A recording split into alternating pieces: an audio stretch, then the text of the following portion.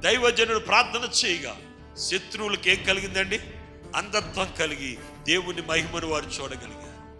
కనుక ప్రియ దైవజనాంగం, మీ జీవితంలో ఎటువంటి సమస్య వచ్చినా మీరు కుంగిపోవద్దు. సమస్య ఎదుట గిద్యోను వలె ధైర్యంగా మీరు నిలబడండి. గిద్యోను సమస్య వచ్చినప్పుడు సమస్యను ఎలాగైతే ధైర్యంగా ఎదుర్కొన్నాడో మనము కూడా మన సమస్యను ఏం చేయాలండి? ధైర్యంగా ఎదుర్కోవాలి. ధైర్యంగా ఎదుర్కోవాలి.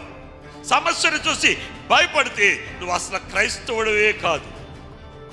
క్రైస్తవుడు సమస్యను చూసి భయపడకూడదు. క్రైస్తవుని చూసి సమస్య పారిపోవాలి. ఒక విశ్వాసుని చూసి సమస్య ఏమవ్వాలండి?